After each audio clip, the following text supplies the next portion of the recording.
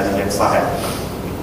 Namun di sana banyak juga selawat-selawat yang panjang yang elok kita amalkan. Seperti contoh, Allahumma salli wa sallim wa barik. Allahumma salli, wahai Tuhan, sejahterakanlah, sallim, selamatkanlah, Allahumma salli wa sallim wa barik, dan berkatilah ke atas junjungan besar Nabi Muhammad SAW. Kalau kita kata Allah salli ala Muhammad, cuma kita sebutkan sekali saja, ya. Artinya terpulanglah kepada kita yang pentingnya kita berselawat ke atas junjungan besar Nabi Muhammad SAW. Kadang-kadang kalau terlalu panjang sangat amalan tersebut, kita malas nak buat, ya. Jadi mulakan dengan amal-amal yang pendek. Seperti contoh, Allahumma salli ala Muhammad wa ala ali Muhammad. Cukup yang itu dulu kita beramal, kerana ini satu selawat yang warid daripada Nabi Muhammad SAW. Tuan-tuan, mudah saja kita nak tahu setiap amal itu yang terbaik, yang terpilih. Sebagaimana orang kata kita nak tengok fadilah itu, tengok fadilah ini. Sebab apa kita kata Allahumma salli ala Muhammad wa ala ali Muhammad ini adalah yang terbaik? Kerana pertama, ianya adalah selawat yang dituturkan oleh junjungan besar Nabi Muhammad SAW. Yang kedua, kerana ianya dipilih sendiri oleh Allah Subhanahu Wa Taala.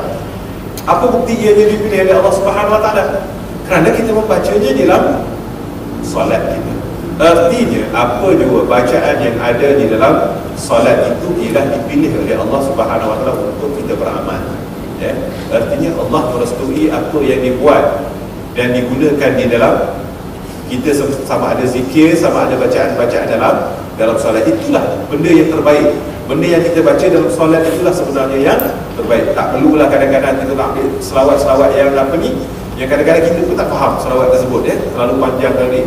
Jadi buat apa yang ada di dalam solat kita tu. Artinya yang telah ditunjukkan oleh baginda Rasulullah SAW, yang telah dipilih sendiri oleh Allah Subhanahu Wa Taala kepada junjungan besar Nabi Muhammad SAW untuk memujinya.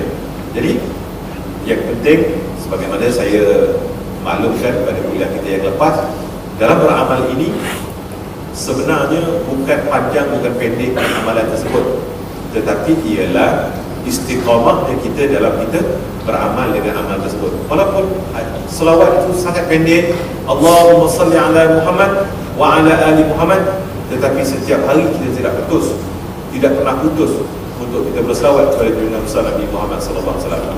Jadi kan Allahumma salli ala sayyidina Muhammad wa ala ali sayyidina Muhammad kama sallaita ala Ibrahim wa ala ali sayyidina Ibrahim wa barik ala Muhammad wa ala ali sayyidina Muhammad kama barakta ala sayyidina Ibrahim wa ala ali sayyidina Ibrahim fil alamin innaka Hamidum Majid. Itu kita baca masa sembahyang.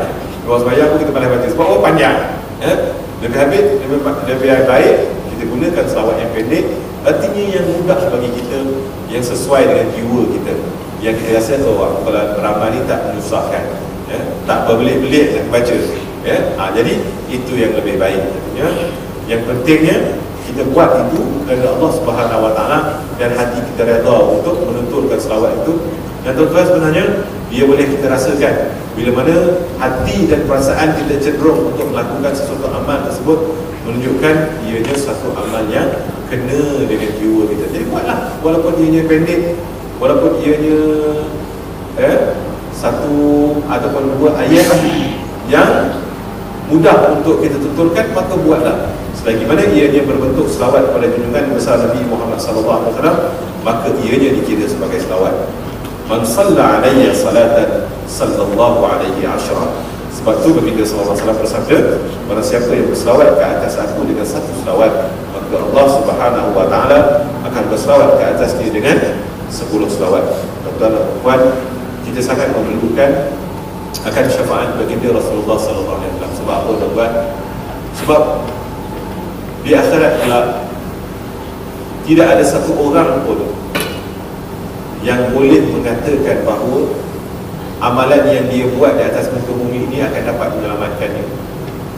Dan benarlah tuan-tuan dan puan, bahawa pada akhirat kelak kita sangat-sangat berharap, sangat-sangat berhajatkan kepada syafa'atul uzma, iaitu syafaat besar Nabi Muhammad SAW. Dan kita di atas muka bumi ini kita mengaku kita di umat baginda Rasulullah SAW. Dan di antara salah satu tanda kecintaan kita kepada baginda Rasulullah SAW adalah dengan banyaknya kita berselawat kepada baginda Rasulullah SAW. Ya, sebab itu jangan tinggal selawat pada setiap hari. Jangan sekali-kali kita tinggal selawat pada setiap hari. Selawat dalam sembahyang tu tak cik, ya, tak. Selawat yang di luar sembahyang, masa kita duduk saja-saja, ya, lepas pada kita berdoa, ataupun masa dalam kereta. Saya ingat sekali yang paling baik sekali bagi kita, sebab setiap daripada kita ni bawa kenderaan. Jadi daripada rumah kita naik kereta tu, sebelum sampai ke pejabat ni, saya kira lah, kalau tuan-tuan mengamalkan selawat, saya ingat beratus-ratus selawat tuan-tuan dan perempuan boleh selawat. Betul tak? Ya? Artinya janganlah tengok lagu. Artinya lagu tu kalau nak dengar, nak pasang radio boleh, tapi slow kan. Pilihlah radio-radio yang bagus-bagus macam ada IK, ya. Sekali-sekala layan klasik boleh juga. Saya minat IK dengan klasik je. Maklumlah orang nak masuk Faisal ini memang minat klasik, ya. Dengar lagu-lagu lama, menjimbau nostalgia, boleh sekali-sekala layan. Tetapi yang eloknya tuan-tuan, sepanjang perjalanan kita itu, kita berselawat kepada junjungan besar Nabi Muhammad SAW, ya. Selawat ni tak semestinya kita sebut Allahumma salli ala Muhammad, sebut pun boleh, tapi cuba kita latih supaya hati kita berselawat. Sebab besok bila hati kita dah semula berselawat, kita duduk pada mana dia tuan? Kita diam je, secara otomatik hati kita tu akan berselawat, sebab kita dah latih hati kita. Tapi benda ni kalau nak, dia kena latih. Nanti esok tuan-tuan dan perempuan naik je kereta, start je, pegang je steering, terus sistem yang ada dalam tu dia berjalan sendiri. Sebab apa? Sebab kita dah latih. Sebab benar pepatah Melayu mengatakan alah bisa, tegal biasa. Dan kerana kita dah biasa buat benda tu, dia akan jadi secara automatik. Sebab tuan-tuan, mengapa perlu nak kita ni beramal dengan zikrullah? Kita ni perlu nak amal dengan zikrullah ni sebab untuk menolong kita pada ketika sakaratul maut. Pada sakaratul maut besok tuan-tuan, semua anggota kita ni telah lemah, tengah, semuanya tak mampu dah. Kadang-kadang mulut pun tak mampu nak mengucap dah. Apatah lagi kalau orang tu di dalam koma. Saya ingat peristiwa saya tahun lepas dengan arwah ayah, saya tengok arwah saya koma. Bagi siapa yang pernah melihat situasi ni, dia akan tahu lah. Sebenarnya pada masa tu apa yang berfungsi? Hati yang berfungsi. Sebab tu doktor kira selagi tak mati akal, tak matilah. Hati masih, tuan-tuan dan perempuan percayalah, kalau kita latih hati kita untuk sentiasa sebut Allah, dia akan sentiasa ingat Allah hati ni. Dia akan sentiasa. Tapi kena latih, ya? Latihan tu kena diam je, sebut Allah secara diam. Itu kena latih. Lama-lamaan hati kita akan menyebut Allah sekalipun kita diam. Duduk datang pun hati sebut Allah. Masa sebut, sebab tu baginda Rasulullah SAW kata, aku sentiasa berzikir sekalipun mataku tertutup. Artinya baginda tidur pun hatinya tetap berzikir.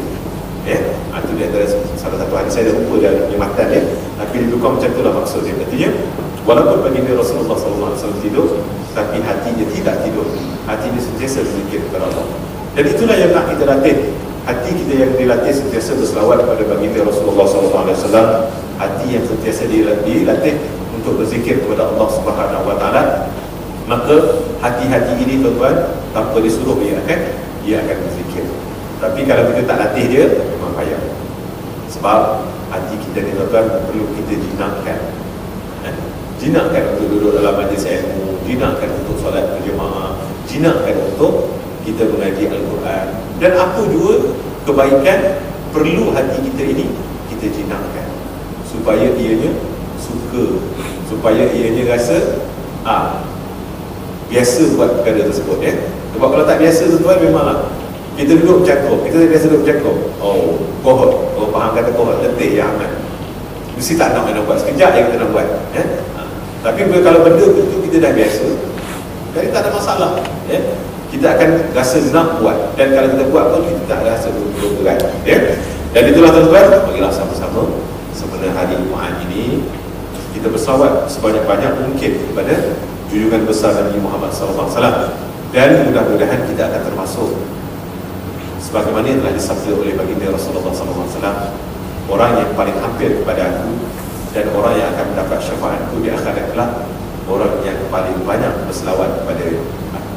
Ya, artinya marilah kita ambil peluang ini selagi mana Allah menunjukkan nyawa yang masih lagi, orang kata nafas kita yang masih lagi hidup ini, hati kita yang masih lagi, jantung kita yang masih lagi berdetak, marilah sama-sama kita tunjukkan untuk kita berselawat kepada